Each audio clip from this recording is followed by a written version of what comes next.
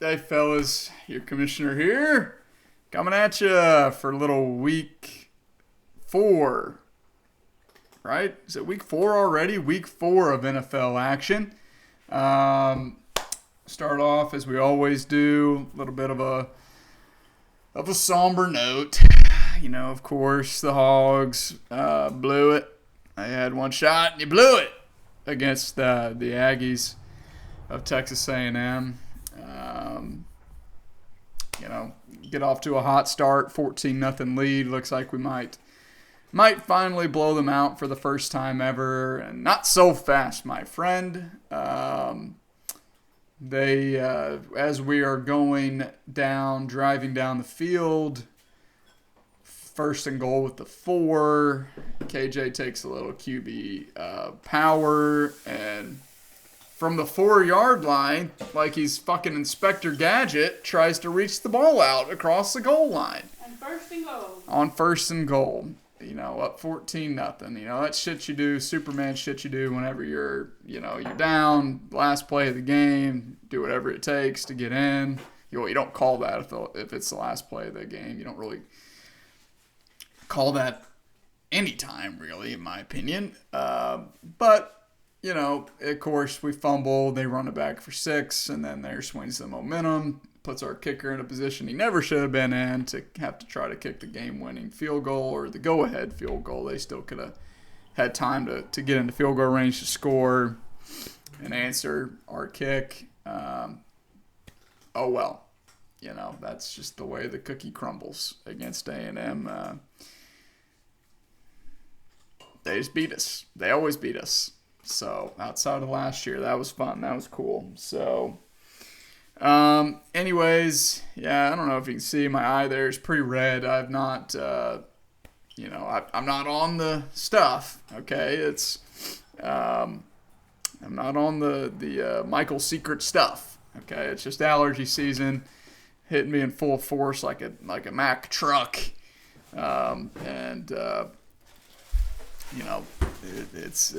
It wasn't the best weekend, guys. It wasn't the best weekend. It wasn't the best weekend for sports. Hey, at least my Titans won, all right? They almost blew the game, tried to give the game away against the Raiders. They held on to win, so that was fun. That was really fun. Just shows me it takes time, I think, to build that fandom with the Titans. It'll come. You get Malik and get Traylon in there, and it'll come. All right, so we'll go ahead start off our recap of last week's games with our what was the game of the week? Goldfish? I believe it was. Our Goldfish Cracker game of the week between, was it Bitter Rivals? Nick and Plunk? Shit. Well, hey, it only took till week 4 for me to forget what the sponsor and the teams that played in the game of the week were. So that's pretty good. I think usually it happens like week 2. So, and of course, my assistant over here hasn't watched the videos the last 2 weeks, so she doesn't know what it is to throw me a bone. The Goldfish. Storied teams and league holds a record for least amount of points scored. Now a 3-time, 3-peat champ. I think it was Plunk. Maybe if I was in the league, I would know. But I'm not a part of the league, so. You can still watch it and be a supporting fiance. True. Truer words have never been spoken. All right. So, yes, it was the Razorback Revival versus the Dirty Birds of War, and it was a good one. It was a good game. I mean, honestly, one of the probably one of the maybe the second best game of the week. Second highest scoring game of the week. Plunk does win 123-117, and So I'm almost done. I've been in the lab almost every night. Erica can attest to this. Building out stats for this league, trying to improve. I'm in the process of checking my head-to-head records at what everybody's record is against other owners in the league. So right now, subject to a little bit of maybe some tweaks here and there, but Plunk has gotten the best of Nick of late. He is now 9-4 on the lifetime against Nick, and he's won, I believe, 4 out of the last 5. So, pretty impressive there. Pretty impressive streak. Got more stats coming, like I said, throughout the video. Hopefully, I keep putting timelines on it. It keeps being wrong. But hopefully before too long, we will have this will be released to the league to look at and ponder and think that's cool. And hey, if you see any of these statistics that are saved in this new revamped Hall of Records, let me know. I'll crunch the numbers. I'll put it in there. I mean, I have no shortage of ideas of interesting stats that I would just personally like to know, like how many times has an owner scored below 100 points and how many times has that resulted in a win for them. I think Ford would probably be number 1 in both of those categories, and just some other stuff. Obviously I'm tracking the starts to the season versus playoff appearances. I am working on how many times each owner has made the playoffs and what their record is in the playoffs, as well as their record in games that don't matter in the playoffs, just overall, because they do matter. So you look at this head-to-head record, the playoff column that's there, those are only playoff games that matter. So first round, semis, finals. But the head-to-head record, even if you're in the winner's bracket games that don't mean anything, those still go on your permanent record. So maybe, if nothing else, that will give some people some motivation to want to beat their opponents and, keep a good record against them. For example,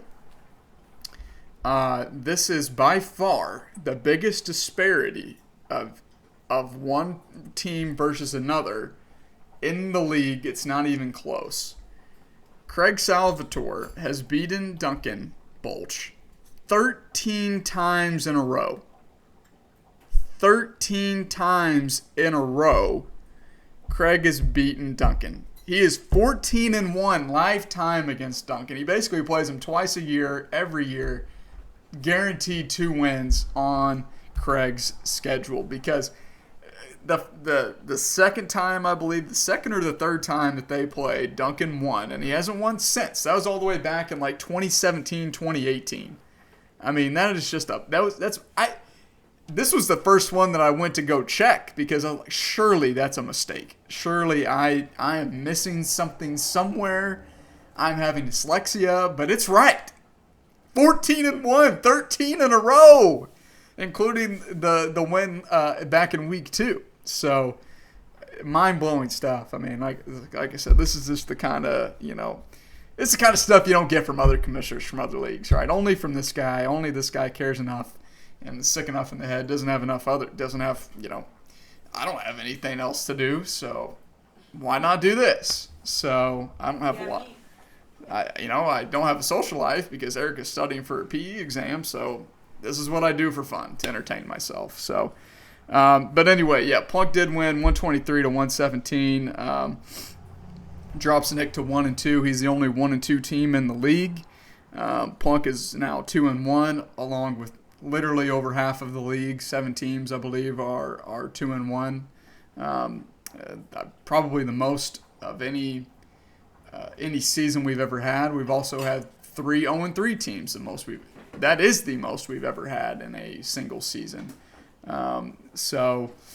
Next here we got not a lot of analysis there at that one. Whatever. Sorry, you guys got the cool stats instead of me breaking down your game. So sorry about your luck.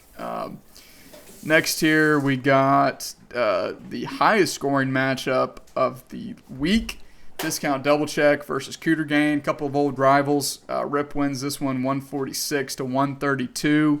JD had it's tough for JD. I mean, especially whenever the poo-poo garbage matchup we're going to get to here at the end of the recap.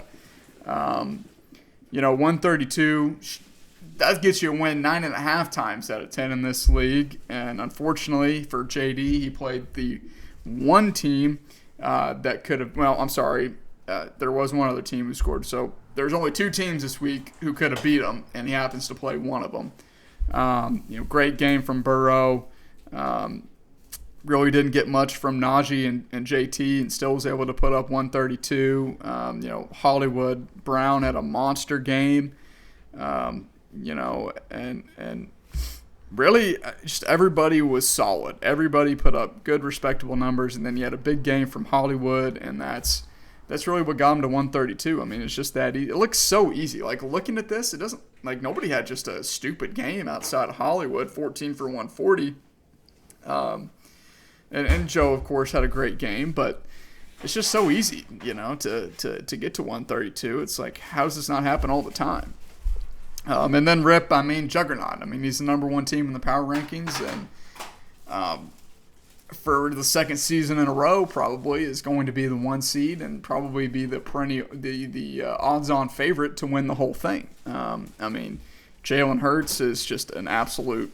It's ridiculous how well he's been playing. I kick myself every day for keeping James Conner over Jalen Hurts. Who told you to pick him in the first place? Yes, I picked him last year because of Erica. I know what I'm talking about. Sometimes. Hey, get out of there. Derrick Henry got going again. He catches the ball now. 25 points.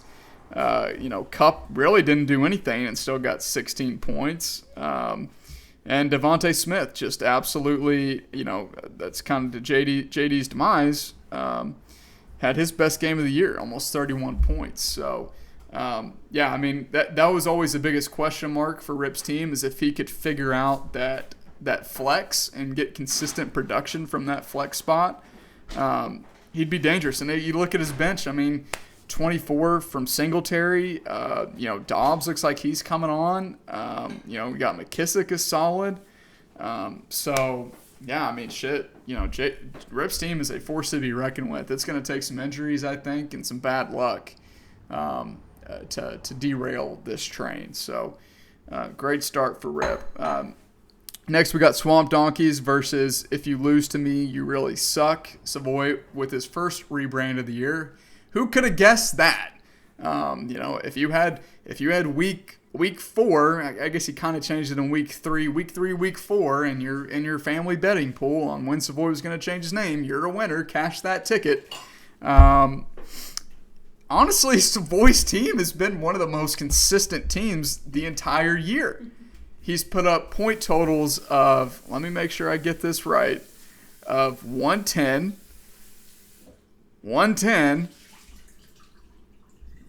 and 111. You do that week in, week out, it's eventually going to result in wins. Now, it hasn't yet, and you're 0-3, and as I gave the stat last week, only one team has started the year 0-3 and has gone on to make the playoffs. But that one team won the whole thing, so there's still hope for you yet, Savoy. Rolling with Jared Goff as your QB. Now, I said something good about you. This is the second year in a row that you've pulled your ass down and showed it to the rest of the league, basically, by not setting a valid lineup. As a repeat offender, I really wanted to bring the hammer down on you. That language isn't in the Constitution. Okay, so I don't want to just, make things up.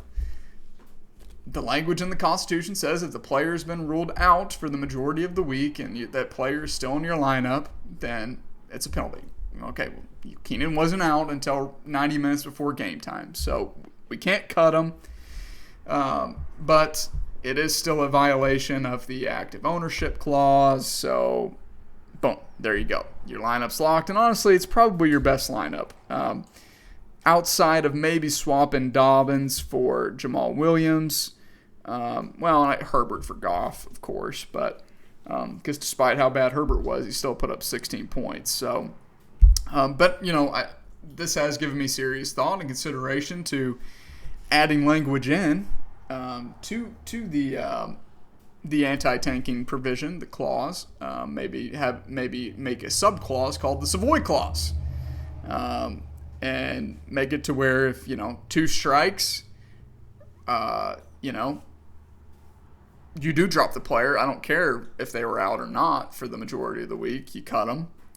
Of course, if it's a bye week player, that's written in there. You cut them. And if it's your 3rd strike, then you're out. You're out of the league. I don't want to do that. It might seem a little harsh. Maybe we'll do a 5-strike system. Maybe. I don't know. Where we start taking away fab first before we make you cut the player. Could be more fair. But council members who are watching this, write this down. Make a log for me, please, so I don't forget to make the Savoy clause this offseason to try to nip this in the bud because I don't want this becoming recurring behavior.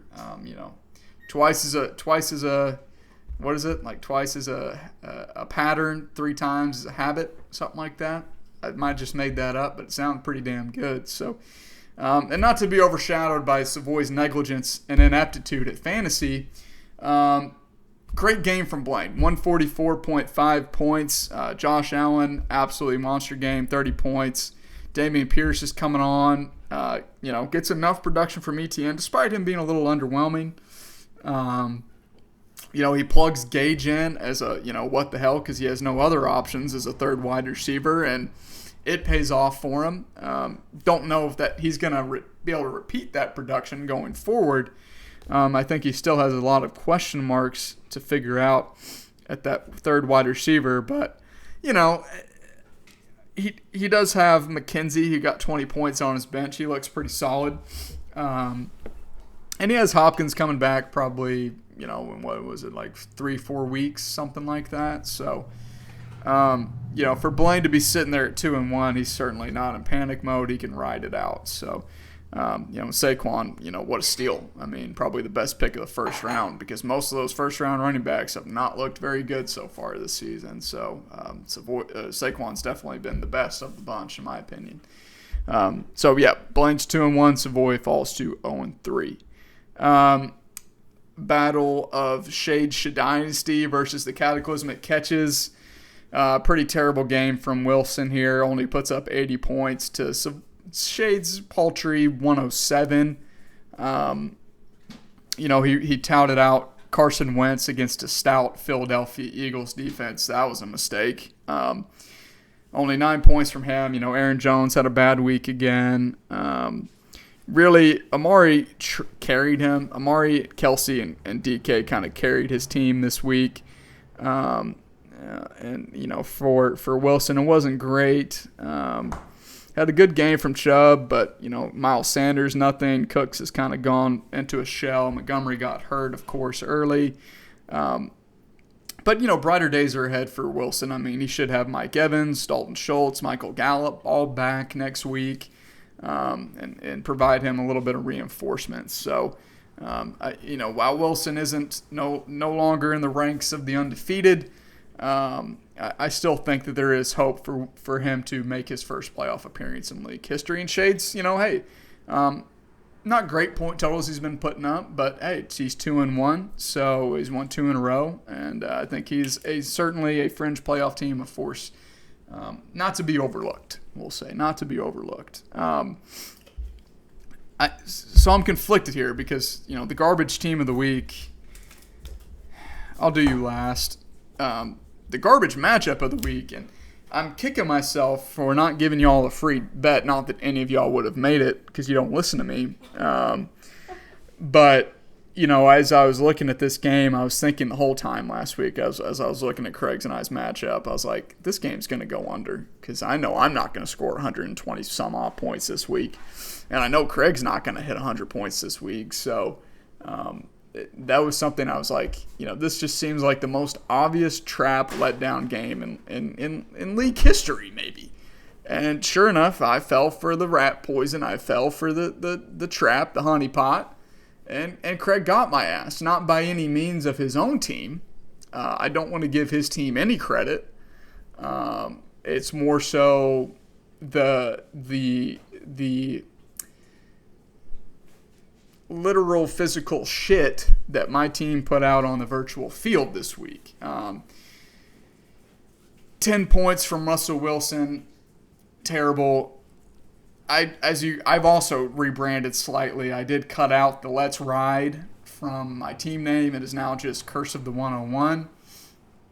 No more Let's Ride. I am going to keep riding with Russ, probably despite what I should be doing. I can't bring myself to start Jameis Winston's and Marcus Mariota's and Geno Smith's of the world, which I don't even know if those first two guys aren't even on the waiver wire, but your cat's locked in the room. Oh my God. Which one, Loki? Yeah. Cleo tried to rescue him. Isn't that sweet? Isn't that a good sister? Hey. So,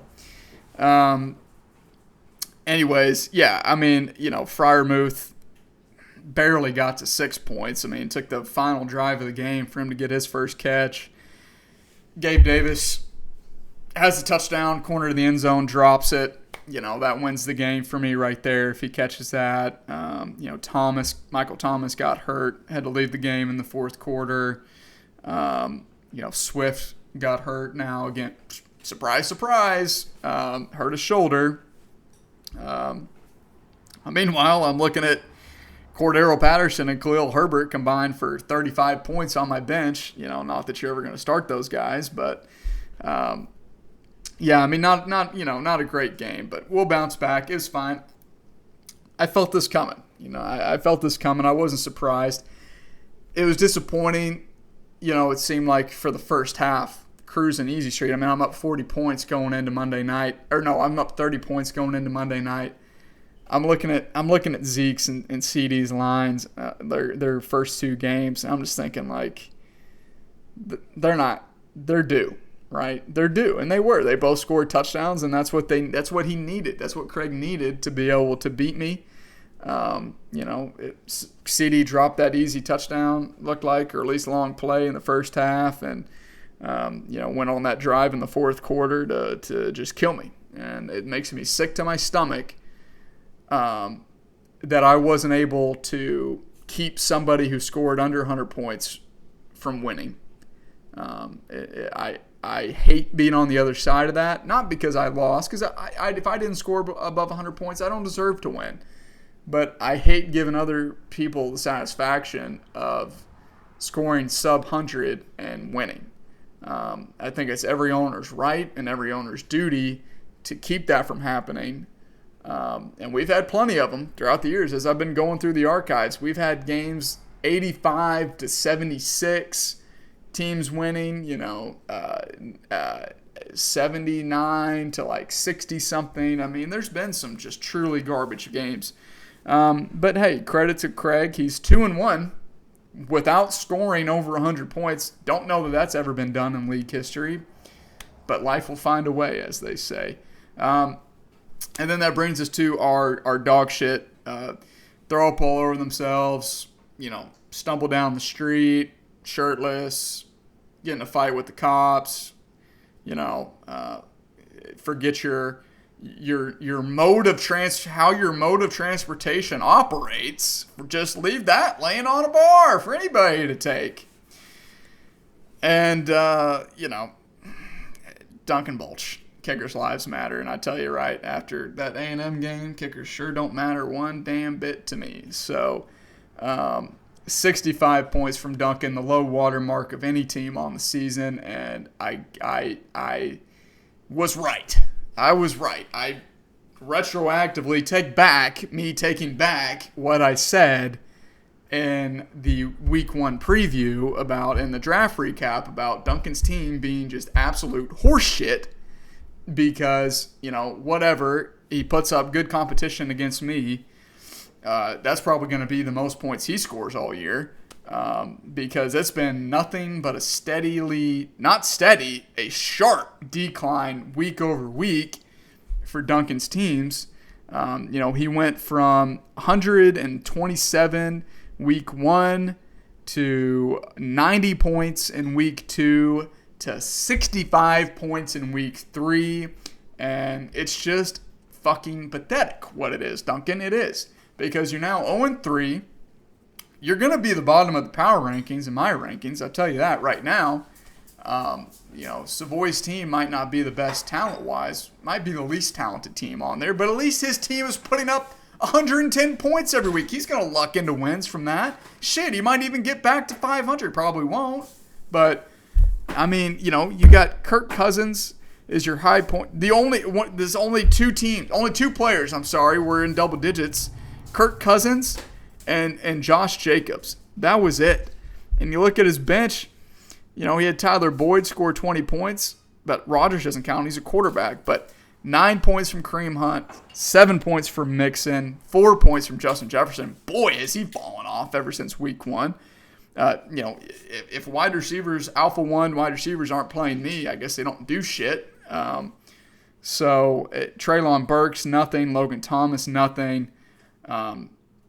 Pathetic. And I mean, Ford's pretty lucky to win too. I mean, he was the 4th lowest scoring team this week, and 105 points gets him a win because his team was pretty shit too, outside of Greg Dortch. I mean, as a desperation option because he has nothing better at his flex. Gets some 17 points. Ingram, hey, congrats, Ford. You finally got points from your tight end. It wasn't 0, but it was only 3.9 points. Pretty pathetic. Terry feasted in garbage time to 16 points. Devontae had a decent game. Clyde, 0 yards rushing and had 15 points. I wonder if that's sustainable, Jim. I bet it's not. And Javonte Williams, that offense is just dog shit. The Broncos offense is. So, whatever. Ford does get to 2-1, but Duncan is now 0-3. So Craig and I are both 2-1. So credit to Craig, whatever you win. So I think I did mention that. So, all right, let's go ahead and go over the pickups real quick. Surprisingly, a decent number of acquisitions today. Some decent money thrown around as well. Duncan's searching for desperation of anybody that picks up Richie James for $18. Let's see what the bids were on him. I bet they weren't many. Not that. The other one. No, I don't want to update. Go away. Thank you. Offers report. Yeah, not a single other player on owner on Richie James. But, hey, got to get your guy. Robert Tonyan went for 9 to Nick. Of course, Rip was in on Tonyan as well, $5. Corey Davis, $6. Wilson's really investing a lot in the Wilson return to the Jets. Surprisingly, Matt Collins only went for 4. I mean, that's probably where he should have gone. Anything more than that would have been an overspend. I mean, Hunter Renfrow is going to be back next week from concussion protocol, and Mac will probably fall off the face of the earth. I mean, Tennessee's secondary is not very good. So, $3 for Jerick McKinnon to Plunk, not bad there. And, $2 for Conklin on Shade. But again, who knows how all of those Jets weapons are going to perform now with Wilson back at the helm. So can't trust a Wilson. That's what I always say. All right, so moving on here to a preview of this week's games. We'll start off with Cooter Gain, desperate for a win, needs it, versus Wet Willie. As I mentioned last week, I believe, teams that start 1-3. It's happened 32 times. Only 6 times have they made the playoffs. But for JD, it's better than going 0-4. 6 times a team's gone 0-4. No times have they ever made the playoffs. So that's a stat for all you 0-3 teams. Conversely here for Wilson, if he can't get back on track, get a win, get to 3-1, 23 times that's happened. 14 times, or 61% of the time, they've made the playoffs. So, very good odds there versus if you go 2-2, I might end up putting that in there. I'm going to flesh this out. I'm going to find the break-even points of what records are relevant and which ones aren't. So that's still a work in progress as well. But I think Wilson has some tough matchups this week. Conversely, I think that JD, JDs aren't a cakewalk, but they're probably a little bit better than what Wilson has. I think that JD wins this one, gets his first win of the year. He's not winless bad. His team's not winless bad, certainly not. So I do think that he finds a way, gets to 1-3, knocks Wilson down to 2-2. And I think probably he does it without even needing Kittle on Monday night. I think he's going to be up going into Monday night. So next here we got if you lose to me, you really suck versus Kickers Lives Matter. 2 0-3 teams. I almost made this the game of the week just for shits and gigs. Savoy's projected to win 118 to 113. If I know anything about Savoy's team, they're going to put up 110 points. So it's a matter of, can Duncan get closer to that week 1 anomaly is what it's looking like, or is it going to be more like that week 3 dud? So more likely the answer is somewhere in the middle, which is a high 90s, low 100s team. So, I don't really like Duncan's team this week either with his, Mixon's a little banged up, short week, going on Thursday night. This isn't even Savoy's lineup. Savoy, if you don't change your lineup back to what it was, I'll change it for you. You can do that? Yes, I can do that. I'm the commissioner. I can do whatever the hell I want. Did you cut somebody who was in your lineup last week? No, you had Dobbins still. You had Dobbins and Goff, right? So you need to put Goff in your lineup at quarterback. It wasn't a joke. I know you said you've missed some of this stuff. Serious. And you need to put J.K. Dobbins back in your lineup as well.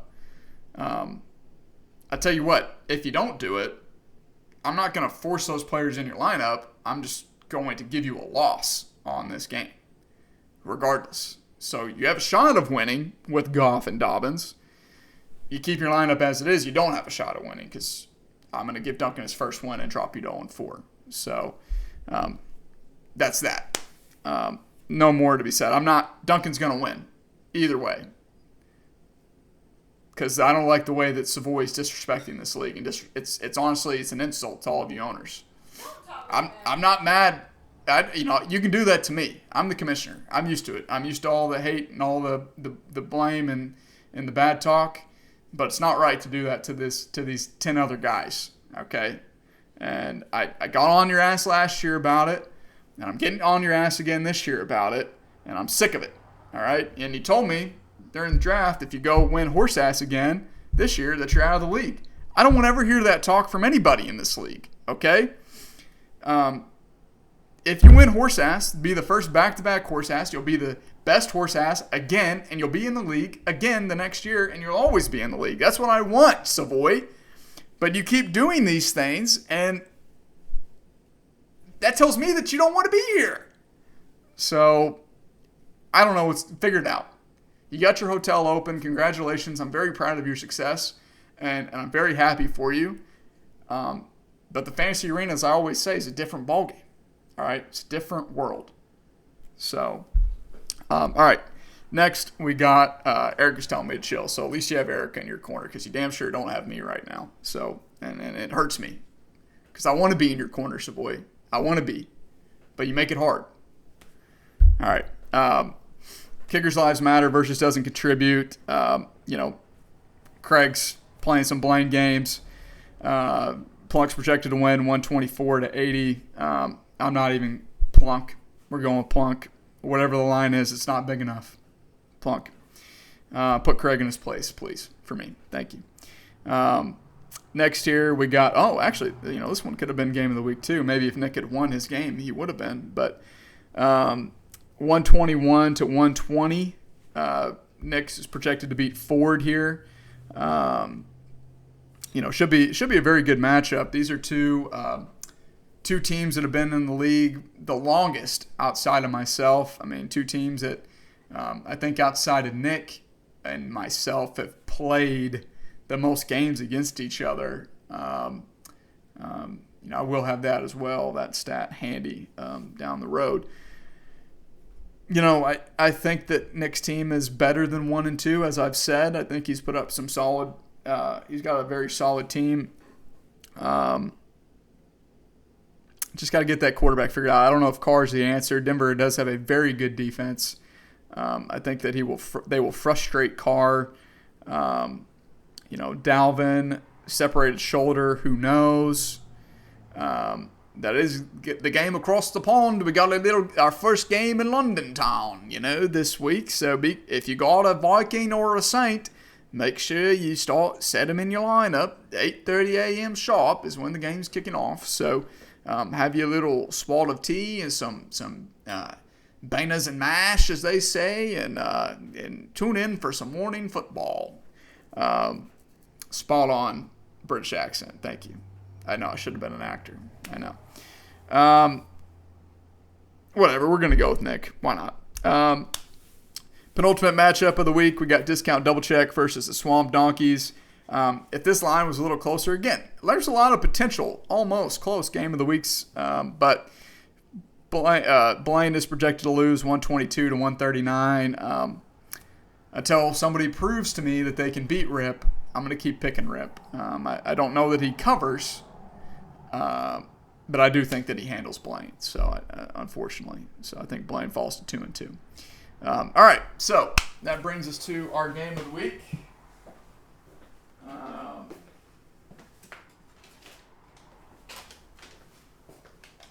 Not much left. Oh, see that no man's land beef jerky game of the week. No Man's Land beef jerky, slow dried old fashioned jerky. Liquid smoke flavor is added.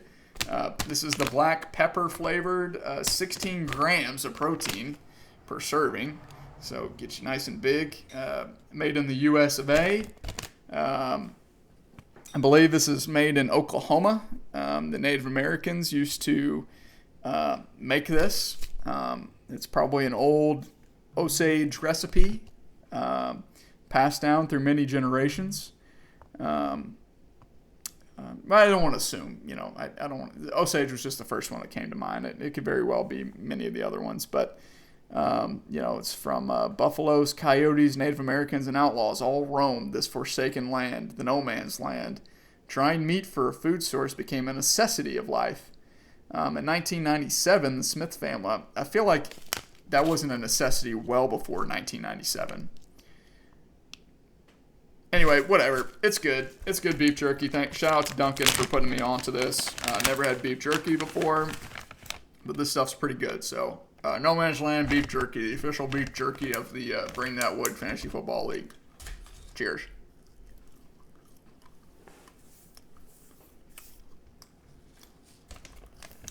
The good thing is, too, it says it expires, but just dried meat really expires, right? Sorry, it's dried meat. So, all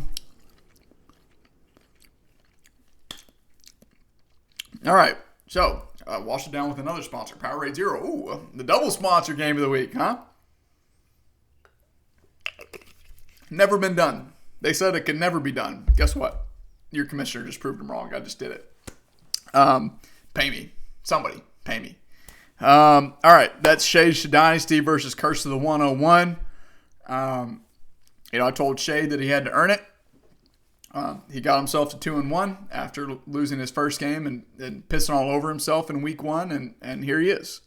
2-1 teams. I'm projected to win 125 to 122. Need a bounce back win. Battle of the quarterback. You got Trevor Lawrence versus Russell Wilson. Kind of two totally opposite quarterbacks right now. I mean, Trevor Lawrence is the number 8 quarterback on the year, coming off a 30-point thrashing of a very good defense in the Chargers, versus Russell Wilson, who's coming off terrible game, 10 points, no touchdowns. At the Raiders. If he doesn't turn it around this week, I might finally be forced to make a difficult decision. the way Trevor's been playing, I'm having a tough time. I hate that too, so we'll get into that. But I got a receiver on the Jags, but got some beef jerky stuck in my teeth. We'll go with Trevor in that one. Russ needs to show me something before I can pick him in anything. So, battle of the running backs. You got Aaron Jones and Leonard Fournette versus Christian McCaffrey and James Conner. Carolina's got a pretty solid run D.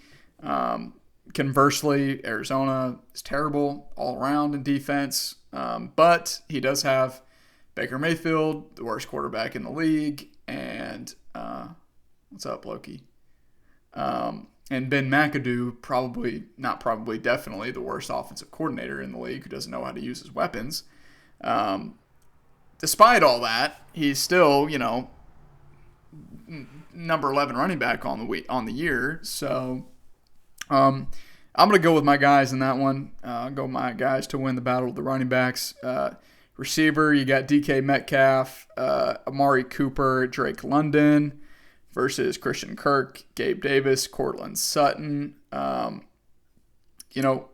Pretty good matchups for two of my guys. Kirk is a very tough matchup, I think, with that secondary. But I think Cooper should be stifled a little bit. AJ Terrell is a very good corner. But DK should feast against what's probably one of the worst secondaries in the league in the Lions. And Drake should have a good game as well. So I'm going to push that one. I think I'm going to push this matchup. Battle of the wide receiver. Tight ends, we got Travis Kelce, Pat Freiermuth. Travis Kelce. Yeah. Travis Kelce. And then battle of the flex. You got Michael Carter versus Michael Thomas. We're going to go Big Mike in that one if he plays. Hopefully he plays, dealing with the little injuries, like Swift is banged up. Shoulder probably going to be out for 4 weeks. Thomas got a little bit of a probably minor turf toe. It's okay. It's all right. We don't rebuild, we reload, all right? We got plenty of guys to replace them. You got Herbert down there waiting in the wings. You got Patterson waiting in the wings. Not really any wide receiver depth to speak of, but hey, we'll be all right. So, ultimately, I think that I do have a bounce-back game. I think I have a good week this week. I think it's 120-plus performance from me. And it's just a matter if Shade can match me, which, pretty much all my games this year have been within, 5 points or so, 5 to 10 points. So, getting by the skin of my teeth, except when I lose, which was last week. So, I think it'll be another close one. I would probably hit that line for Shade +3. I wouldn't be very surprised at all if he covers. So, all right, yeah, because I think finally, this is the week I don't have somebody going on Monday night against me. Thank God, but there is two of his better players are going on Sunday night, and I don't have any on Sunday night. So, I'll get to go through that fun joy again of just waiting and being done and seeing all these guys score points against me. So, all right, that's all I got this week, fellas. Hogs welcome in number 2, Alabama this week. Line 17.5. A little bit disrespectful, but you look at what Alabama's done the last 2 weeks, and it's like 55-3 and like 63-3, something like that. So, I get it. At the same time, we hung around with them at their place last year with arguably a better team, I think. Why not? Why not us, right? Why not shock the world and beat Bama, bounce back, pissed off about losing to A&M, and we go out there and win an ugly one. Got to make it ugly. Got to play perfect, though. Ugly game, but play perfect. That's the problem with this team. We've been playing looking like shit all season, and it hasn't cost us to win until just now. Optimistic Commish is still here. Don't get it twisted. But optimistic and realistic Commish are starting to meet. Realistic Commish is here, okay? And they've looked like dog shit.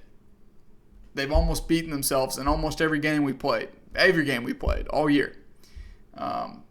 Finally cost us. If we do that again, we're going to lose by 50 points to Bama. So we're going to come out, we're going to make it ugly, we're going to play perfect, and we're going to beat their ass and storm the field. that's what you got. Good luck this week, fellas. Everybody be safe, have fun, and as always, woo pig.